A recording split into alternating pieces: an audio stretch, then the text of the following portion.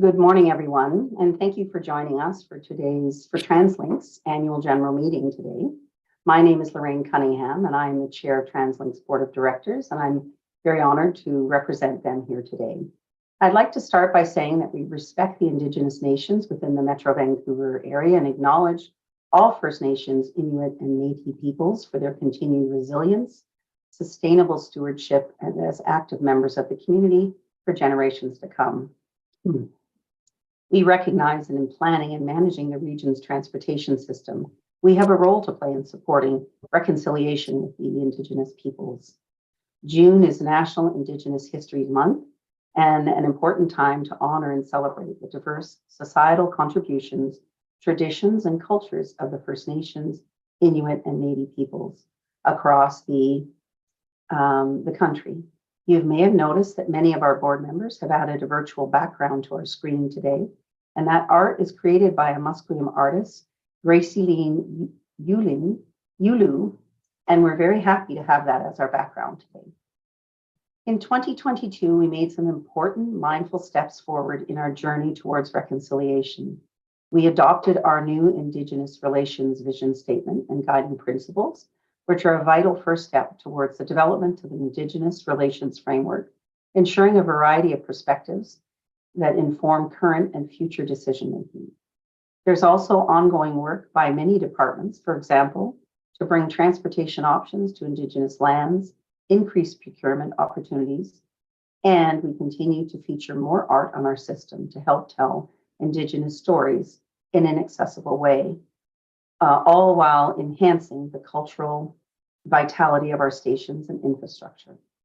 Last year, this included installing murals on the Canada Line Bridge and Indigenous language signage and art at the Seabus terminals, all designed by local Indigenous artists.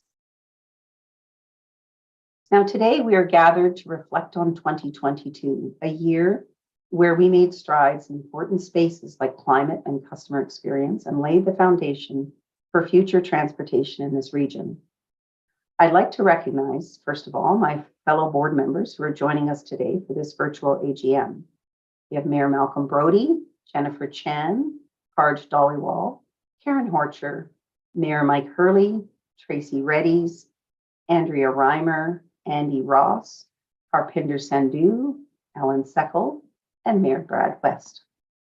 We have a full program today. Our annual general meeting will run from 9 until approximately 9:55. During the AGM, you'll hear from TransLink's CEO, Kevin Quinn, Coast Mountain Bus Company President, Michael McDaniel, BC Rapid Transit Company President, Sandy Zane, and Metro Vancouver Transit Police Officer, Chief Dave Jones. Near the end of today's program, we've set aside some time for Q&A session where we will answer questions from the public submitted through Slido. If you're watching this meeting on Slido, you can submit your questions to the right of the live stream. The link to ask questions is also on our website at translink.ca/AGM. I will add that our annual statutory report and 2022 accountability report are both available on our website for viewing at translink.ca. Following the conclusion of this AGM, we'll take a short break before we move into our June open board meeting, which will start at 10 a.m. The open board meeting will be broadcast live on TransLink's YouTube channel, and we invite anyone who would like to join us there to also come and join that link. Now, as I mentioned, 2022 was a busy year for the enterprise. Last year, we launched several short and long-term ambitious plans that will guide our way forward, from finalizing our new 30-year transportation strategy, Transport 2050, to supercharging our customers' experience, to charting a path to zero emissions public transportation system. It's safe to say that we have big plans. And we don't do all of it for our customers. Every decision we make, from planning to investing to delivering service, is done with customers top of mind. Extensive public consultation was a key component of these plans, with more than 160,000 conversations with the public over 500 stakeholder groups. The outcome is a vision for the future of transportation that reflects not only what the region wants, but also offers solutions to the challenges that this region is facing. But we all know plans are only as good as the actions we take to make them a reality. So Transport 2050 has 10-year priorities. We've taken that and broken it into the next 10 years. It's an ambitious $21 billion roadmap for delivering the next decade of transportation investments.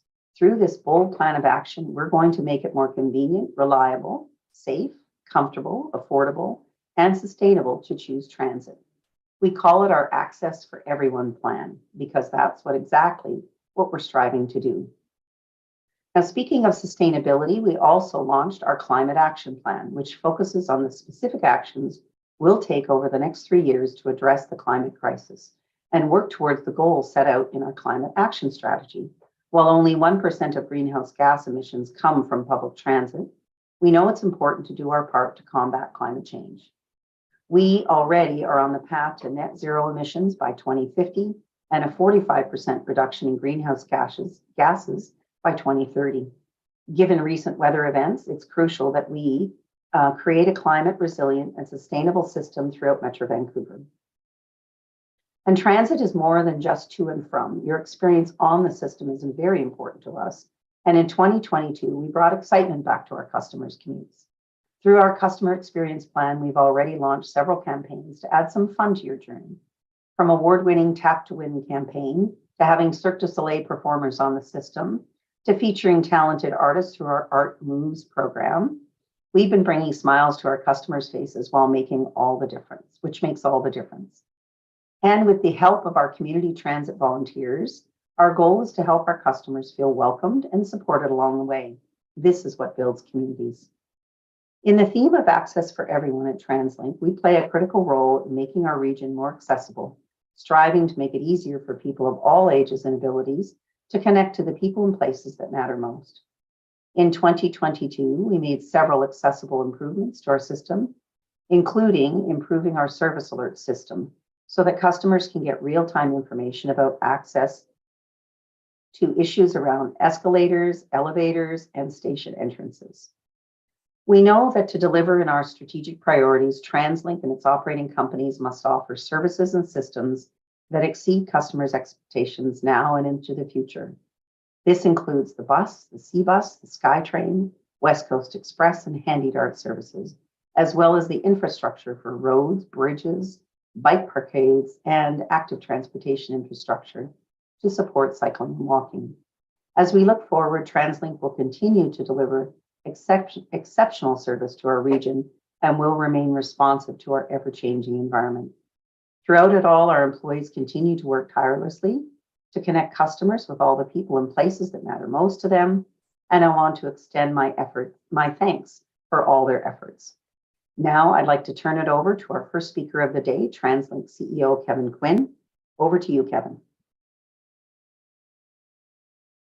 All right. Well, thank you so much, Chair Cunningham, and thank you everyone for joining us today. My name's Kevin Quinn. I'm the CEO here at TransLink. And as Lorraine spoke about, 2022 was a foundational year for the TransLink enterprise. And I'm really proud of the clear vision that we have for the future of transportation in Metro Vancouver. And more than just planning for our future, 2022 was really about bringing energy and excitement back to the system. And to give you an idea of some of the things we've done to do this, I want to share this video that really tells our story of 2022.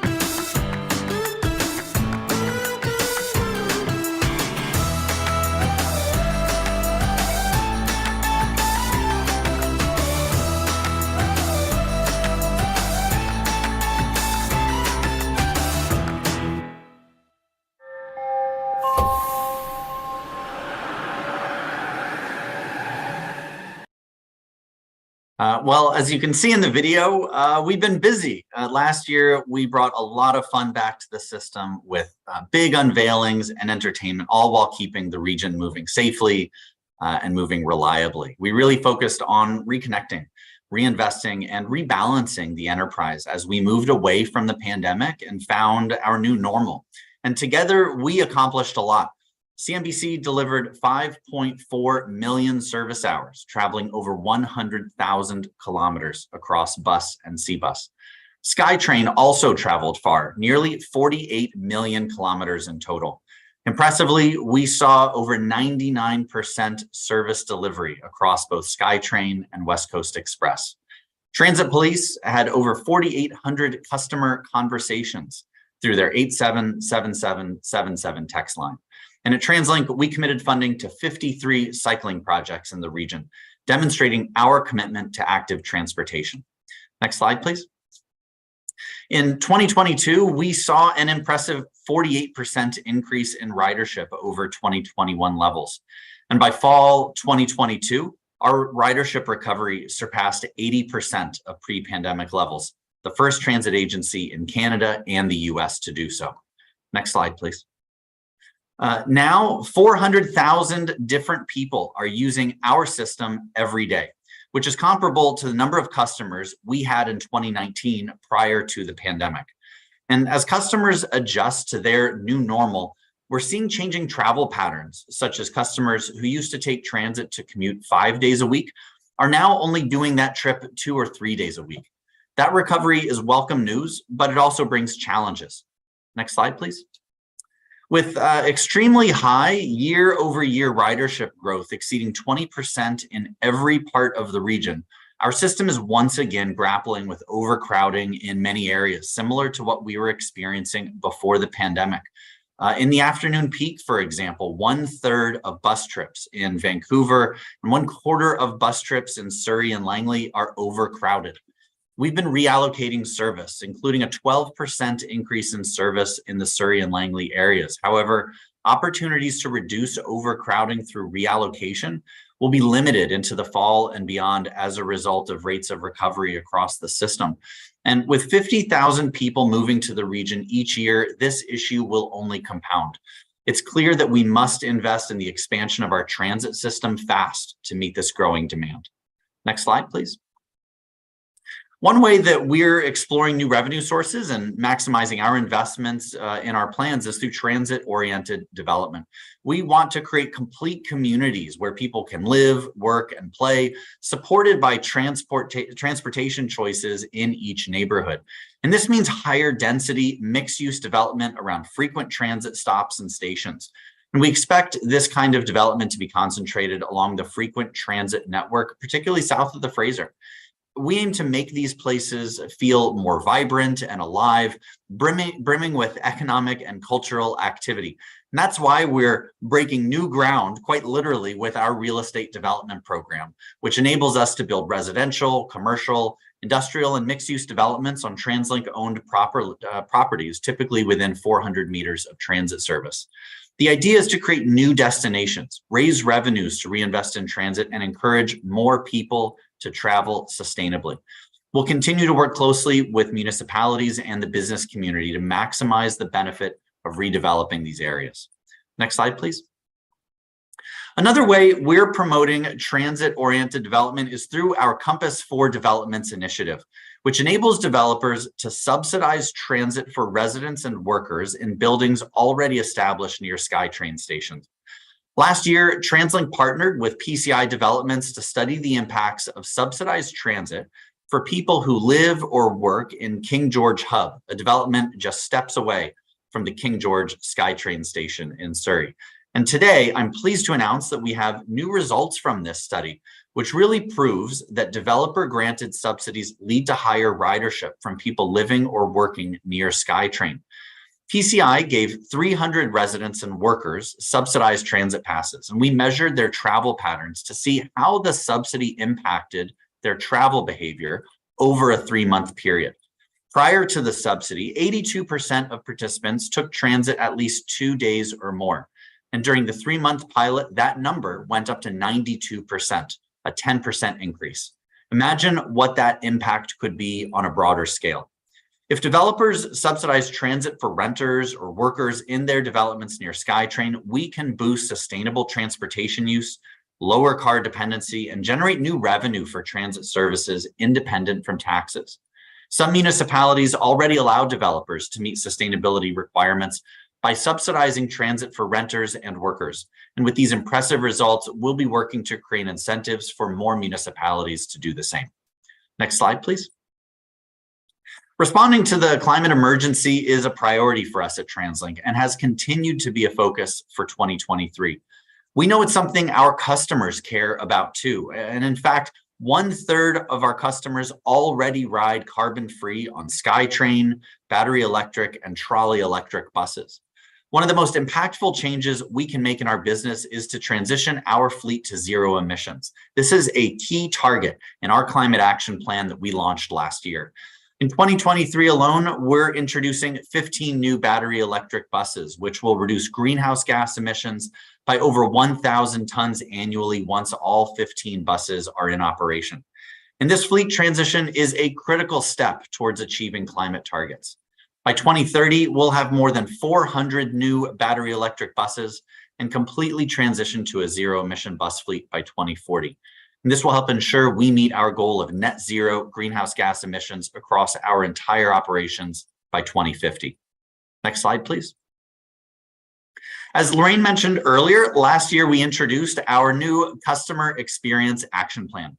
We got to work right away to implement system-wide initiatives that improve our customers' experience on transit, because we know that when we create a great experience for our customers, they're more likely to not only return to use our services, but also tell their friends about it too. This year, we are continuing that momentum, bringing vibrancy to the transit system. We're furthering the Art Moves program, an exciting music and performance residency series, and bringing back our community transit volunteers. We're also continuing to find new and innovative ways to enhance the customer experience. In January, we introduced contactless Interact Debit as a new payment option across TransLink's system, becoming the first transit agency in Canada to fully integrate this technology system-wide. The introduction of Interact Debit to pay makes boarding transit even easier and more convenient to use. We've also introduced a new service that will allow customers to speak to customer information agents over the phone in more than 300 languages. Customers calling TransLink customer information phone line can verbally request assistance in their chosen language, at which point a three-way call will be started with a professionally certified translator. This new service is yet another example of how we're improving the customer experience, making the system easier to use, more personalized, and more accessible than ever, which in turn will attract more customers. Next slide, please. We know we play a critical role in making our region more accessible and strive to make it easier for people of all ages and abilities to connect to the people and places that matter the most. And that's why we're working on many exciting initiatives that enhance accessibility and reduce barriers for customers. We're focused on improving the HandyDart customer experience with service improvements like extending the reservation booking window to increase flexibility for our customers, adding HandyDart into the Compass program, making it easier to use all of our services with one card, and introducing age-based concession fares, reducing fares for 70% of customers. In addition, we have a number of programs and initiatives that create opportunities for more independent travel. Recent work include initiatives that improve accessibility for customers with sight loss. We're making great progress on installing braille and tactile signs at every one of our bus stops.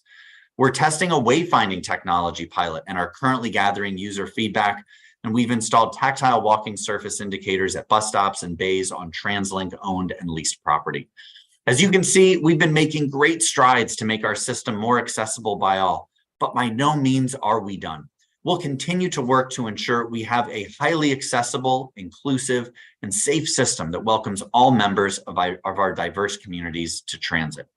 Next slide, please. In response to incidents that occurred in our communities and on transit this spring, we've been working on an educational safety campaign to increase awareness of the safety features on the transit system. And the goal of this campaign is really to ensure our customers know that they can text transit police at any time if they feel unsafe or want to report suspicious behavior. Customers will see the campaign on the system, including the interior of buses and SkyTrains, transit information panels at bus stops, digital screens on SkyTrain platforms, and street teams will be handing out information cards to customers. And most recently, we are also adding 5,000 new ads on the interior of buses across the system to highlight the 877777 Transit Police text line. These are just some of the elements of the larger safety campaign focused on raising awareness of that text line. And I know that some folks on the call today may not have used this text service, so I'd like to take a moment to play a quick video clip that explains how it works. As we deserve to use a safe transit system, passengers with safety concerns can discreetly text Metro Vancouver Transit Police 24/7 at 877777, or they can call 604-515-8300. This service applies to all modes of transit. When a text message is sent, it is immediately received and responded to in real time by an operator at the Transit Police Operations Communications Center. Based on the type of incident being reported, there are a number of different responses that transit police can initiate. In many instances, the closest available transit police officer will be dispatched to the location. In some situations, transit police dispatch will connect with on-scene transit employees who can determine what form of assistance is required. If the text relates to an unattended or suspicious package, a member of the Transit Police Explosive Detection Dog Team will often be dispatched to the location to verify that the area is safe. CCTV cameras on board transit vehicles and at stations can also assist in determining what is occurring, while nearby police or transit personnel are en route. In an emergency, passengers are also encouraged to dial 911. Across Metro Vancouver, there are numerous personnel resources dedicated to the transit system, including police officers, station and marine attendants, train conductors, transit operators, transit security, and transit supervisors, who are ready to assist you, our customers, in reaching your destination safely each and every day.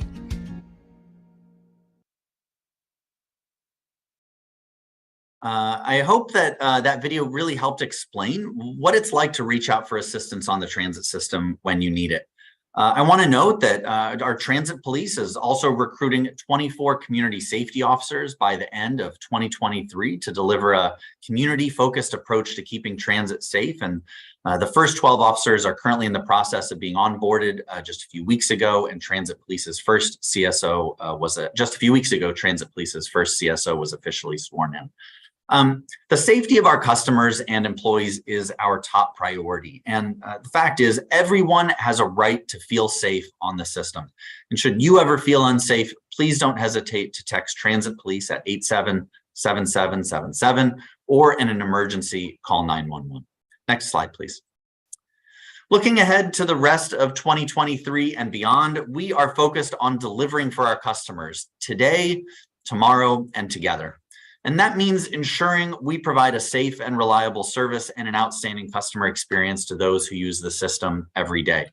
It means preparing for the future by advancing the implementation of the 10-year priorities. And it also means building a strong culture of safety, trust, worth, and collaboration with our people and the communities we serve, because we know to achieve our goals, we need to work together.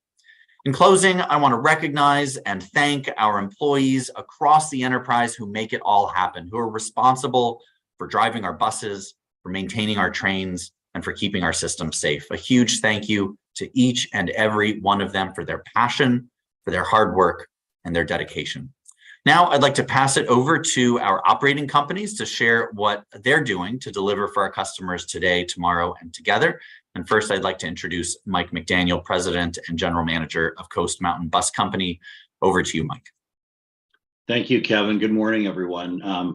Happy to be here to share a bit about Coast Mountain Bus Company and how we're delivering for today, the theme that Kevin just introduced.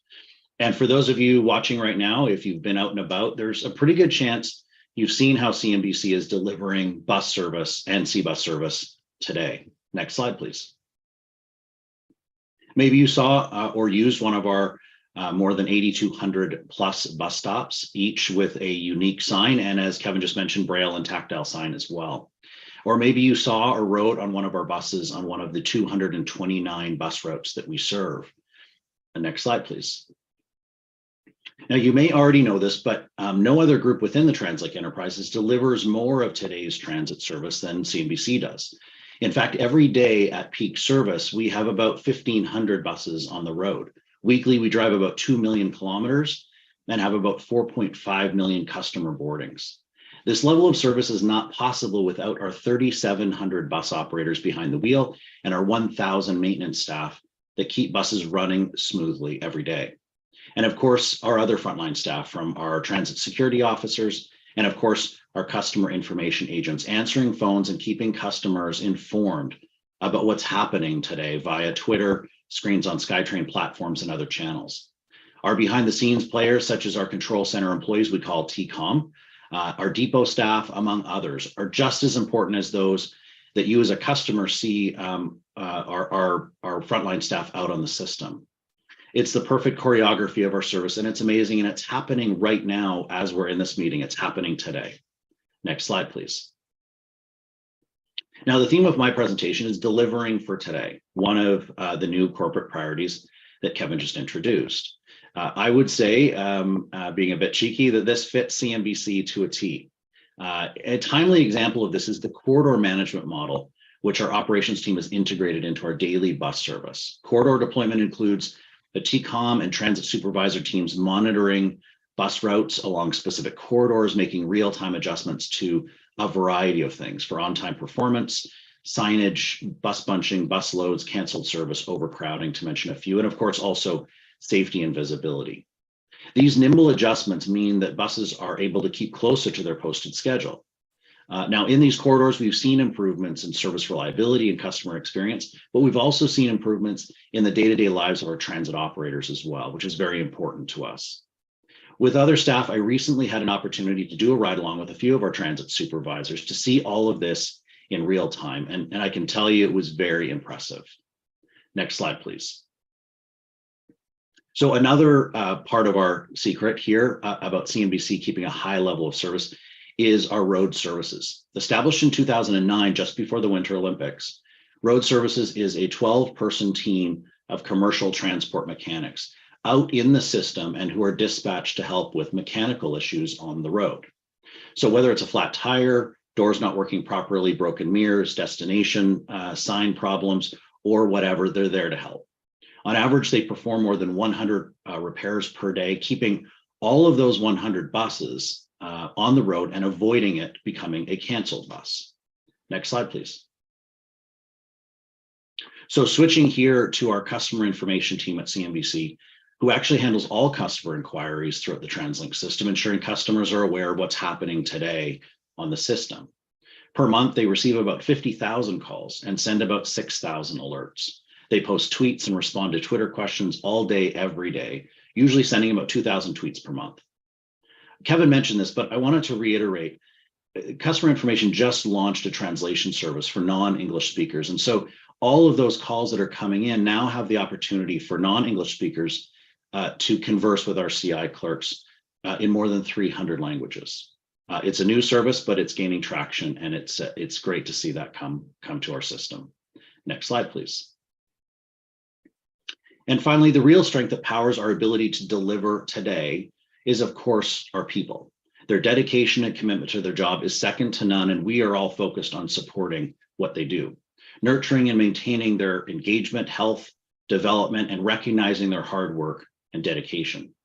Our people programs range from HR services to operator and maintenance training to EDI and communications, to mention a few. But in one area, we've upped the ante, and that's in recognition.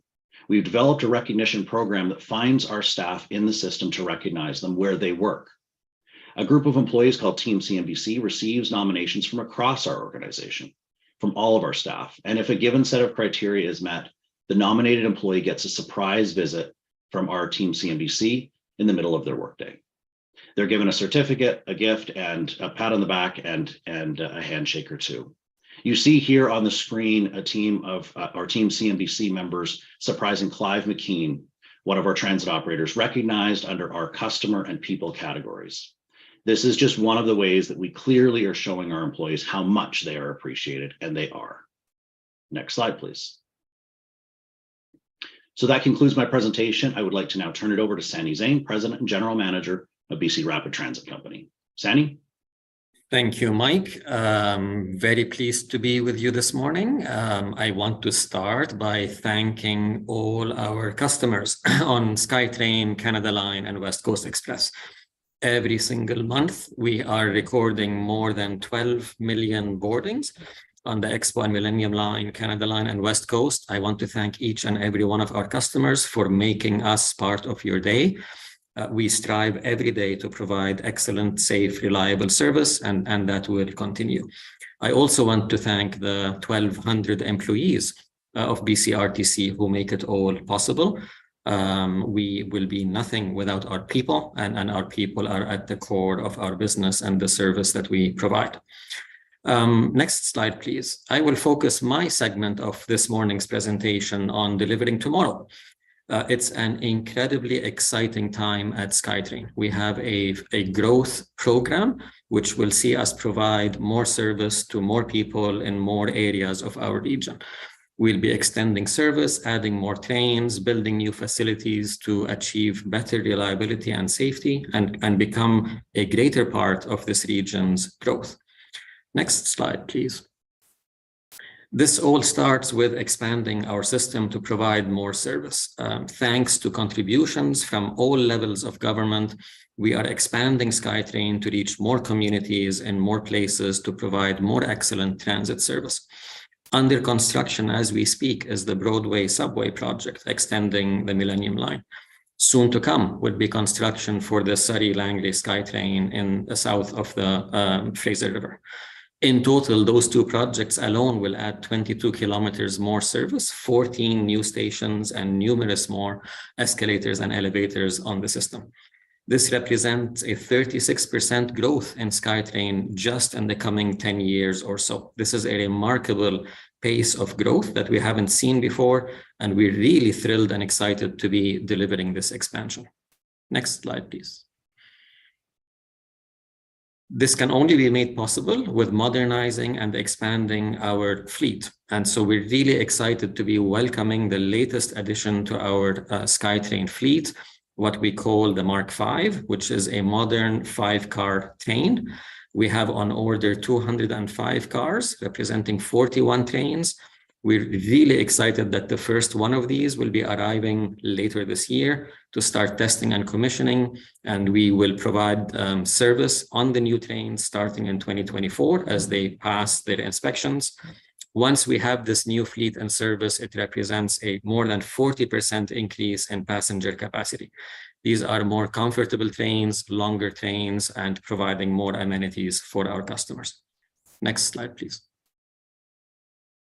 To look after our new assets, we need newer and bigger facilities, and we're very busy building what we need to maintain and operate our new assets. So we have upgrades going on at the existing SkyTrain yard here in Burnaby.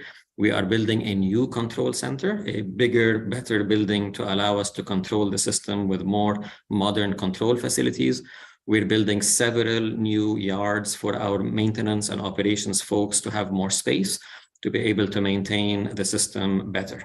This is a part and parcel of what goes on behind the scenes, not as visible to the public, but essential for safe and reliable operations. Next slide, please. None of this would be possible if we don't keep on maintaining our existing infrastructure. As we grow, we have to keep a very close eye on what we call state of good repair, making sure that everything we've built to date is maintained and kept in good working order. This includes upgrading or renewing our stations, our power facilities, our escalators and elevators and security systems, our computers and train control, and of course, our rail. We also keep an eye on West Coast Express requirements, and last week we announced the refurbishment of our first West Coast Express engine, which came back into service, allowing us to extend its life and bring back 5 trains in the West Coast family. Next slide, please. None of this is possible without our team. I'm extremely proud to work with 1,200 incredible employees who keep our system running. We're diverse, we're dedicated to delivering tomorrow, and we are growing. It's an exciting time at SkyTrain. Our family will continue to deliver tomorrow while keeping an eye on today's service excellence. We can only do it together. And with that segue, I'll turn it over to Chief Jones.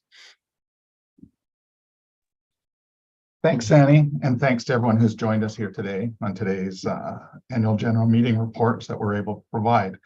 One of the things I'll be talking about is delivering together, and in particular when it comes to safety of both the public and those who use the transit system. I think it's a long-standing known the fundamentals of policing is that policing and safety, we represent the public.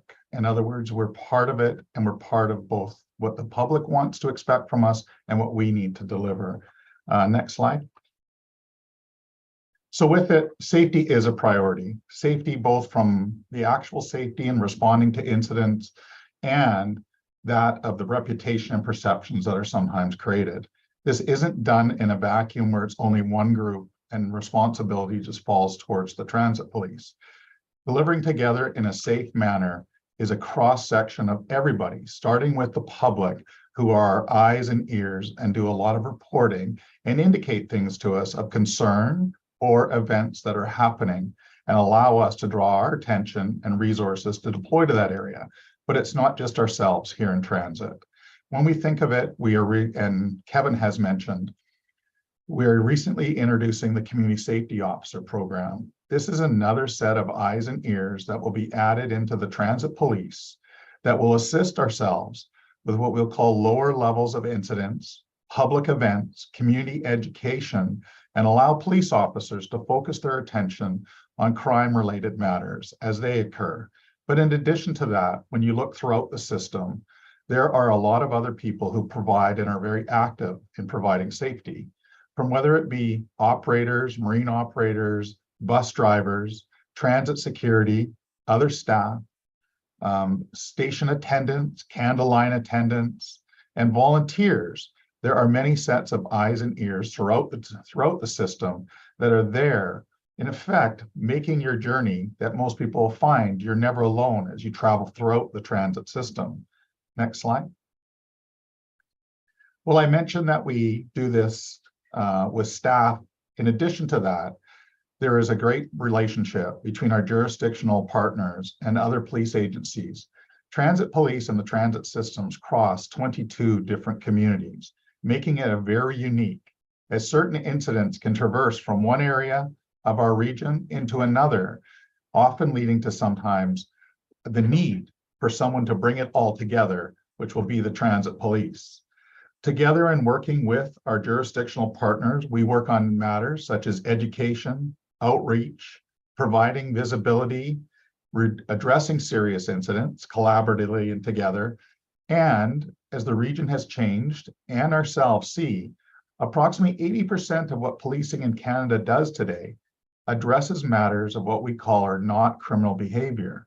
We sometimes see and have to observe that there are individuals and work with people who have mental health concerns, addiction issues, and homelessness. None of those issues are criminal in nature. These are our outreach and programs that we continue to develop and look at as to how we can assist those individuals who cross communities or use the transit system and may be in need of other assistance. And together, working with our jurisdictional partners, we're able to deliver those services. Next slide. And lastly, a big part of transit police and the services that we're able to provide comes from volunteer programs. These are programs that we look through, again, throughout the region that touch upon various groups that are either diverse in nature or are a main user of the transit system. We work with our community partners in areas such as crime prevention. We look for key volunteer programs, as is seen in the slide here, such as the Blue Eagle Indigenous Youth Program, which focuses on urbanized Indigenous youth who in the community don't necessarily have a local touch or resource in which to reach out to in terms of it. Together, working with the volunteers, the community programs across the region, we find that we are able to deliver safety together with each and every person who uses the system and with our community partners and our jurisdictional partners. Thanks, and I'll pass that back to Kevin. Chief Jones, thank you so much. Thank you, Mike and Sandy as well for your great presentations. Shruti, maybe I'll turn it over to you to moderate some questions. We're now at the Q&A portion of the AGM, and so I think we're happy to take any questions that have come in. Thank you, Kevin, and good morning, everyone. As a reminder, we are taking questions through Slido this morning.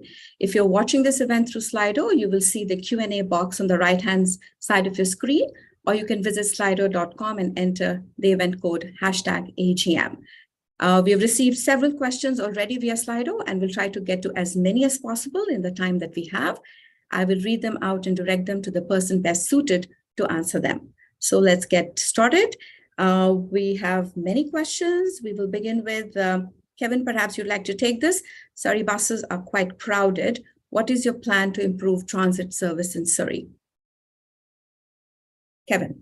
Yes, thank you. Thank you, Shruti. So great question. As I noted in my remarks, we're seeing about 1/4 of those afternoon peak trips in the Surrey Langley area in the afternoon are overcrowded. So, we're well aware of it. The fact is ridership south of the Fraser is booming. And so we're focused on that and something we're absolutely aware of. I'll just note a few things. While the rest of the region and honestly the rest of North America are still not back to those pre-pandemic levels of ridership, Surrey has really surpassed those pre-pandemic boardings. But that's why we've increased service in Surrey more than any other area in Metro Vancouver, and we're committed to improving service in a number of ways. And maybe I can talk about those for a second. So we've recently broken ground on some road improvements for the new R6 Scott Road Rapid Bus. That will greatly improve people's ability to connect to SkyTrain along one of the busiest bus corridors in Surrey. That will launch early next year and will provide an express service for customers between Scott Road Station and Newton Exchange. But I also want to note that new service will save people up to 10 minutes in each direction because it will be a limited stop service with dedicated lanes and all-door boarding. So that's a big one that's coming down the line. I've also got a note, construction on the Surrey Langley SkyTrain that's expected to begin next year. That will obviously help to move tens of thousands of more residents in Surrey and Langley every single day when it opens. And then looking further out into the future, in our Transport 2050 10-year priorities, we're also planning on bringing rapid transit to the King George and Scott Road corridor. So in other words, we'd see future upgrades to the R1 and the R6 rapid bus services in the form of bus rapid transit. Additionally, a business case is planned to determine really the best rapid transit technology for the King George corridor. The type of rapid transit technology still needs to be determined through the business case. But in summary, it's a great question. We know that ridership south of the Fraser is absolutely booming, and you've got our commitment that we're going to do everything we can to expand and improve transit service in that area. Thank you, Kevin. And the next question comes to you as well. BC is seeing an exponential growth in population. How is TransLink looking to expand transit to keep up with this growth? Yeah, it's another great question. We are actively focused on this. This is something we talk about every single day. And our 10-year Access for Everyone plan, also called the 10-year priorities, really details those priority investments that are needed to meet that increasing demand for transit, support the transportation needs of our growing population. We know that we've got 50,000 more people coming to this region every single year, and we need to act now to secure funding to keep up with that forecasted population growth. And with our plan and looking ahead, we're proposing some big things, including an expansion of the SkyTrain network, an unprecedented increase in local bus service, increasing bus rapid transit, and perhaps in more detail, we're looking at things like doubling local bus service. That's big, up to 170 kilometers of new rapid transit on 11 corridors. Things like bus rapid transit on 9 corridors, a rapid transit connection to the North Shore, the Burnaby Mountain Gondola to SFU, and the Millennium SkyTrain line extension from Arbutus out to UBC. And looking at other SkyTrain extensions as well, including, say, Newton and Surrey and Port Coquitlam, as well as building 450 kilometers of new traffic separated cycling paths, because that active transportation is so important. We know that supporting this, the Mayor's Council, they're asking for the Federal Permanent Transit Fund to be started 2 years earlier. That's set to start in 2026, and they've made a request to the federal government to begin that in 2024, and that will really enable us to begin delivering better transit service before our system becomes too overcrowded. Thanks. Thank you, Kevin. And Sani, the next question is perhaps for you. Can we get an update on SkyTrain expansion? Over to you. Absolutely. Thank you. Thank you for the question. We're in the middle of the most ambitious expansion of SkyTrain ever in our history. For the first time, we're extending the system on 2 major projects, essentially concurrently.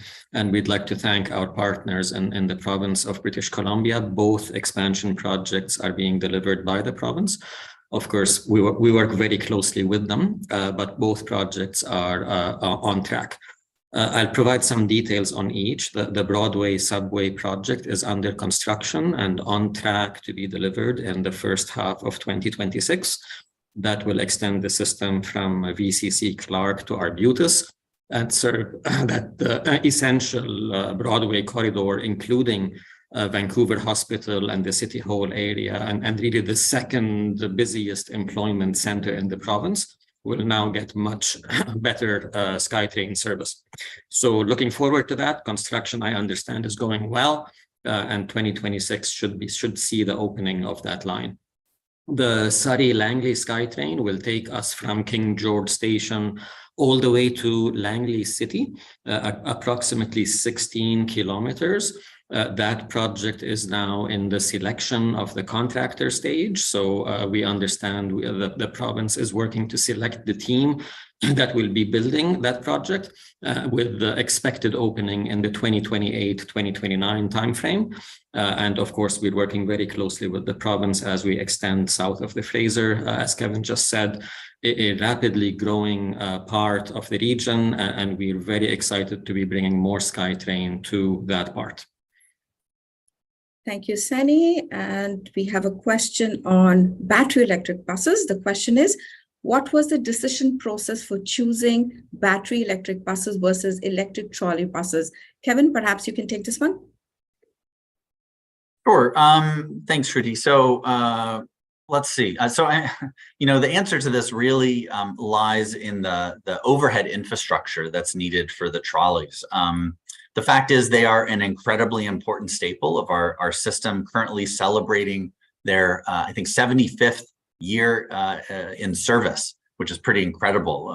Most people may not know we actually have the second largest trolley electric bus fleet in North America. So that it carries a high number of people every single day. Again, it's a real staple of our system. They're going to continue to be a very important part of our system as they're part of our climate action plan, as they are zero emission vehicles. Moving forward to meet our climate targets, battery electric buses do have more versatility in operations. They don't depend on those overhead wires, that overhead catenary, so they can get us to more places essentially. But again, both are incredibly important to our system as zero emission technology, and moving forward, we'll certainly be using both. Thank you very much, Kevin. And we have a question on Marpole Transit Center next. Can TransLink commit to providing public waterfront pathway access along the southern perimeter of its property at the Marpole Transit Center?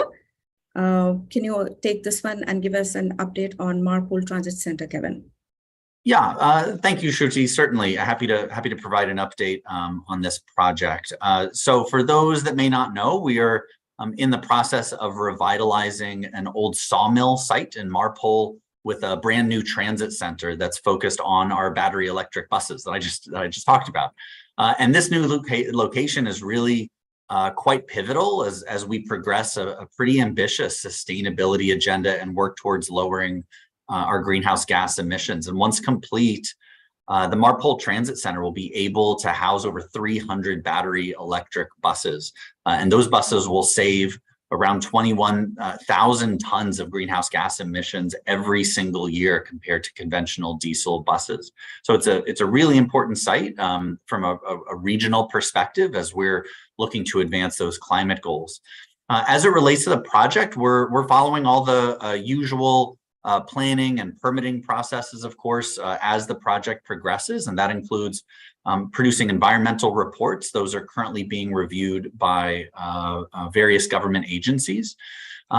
We don't traditionally post, and we've received some requests to post some of those reports during the permitting process. That's not something we do, as some of those details can really change in those reports depending on the advice that we receive. And until that permitting process is complete, anyone can request access to those reports through the Freedom of Information process.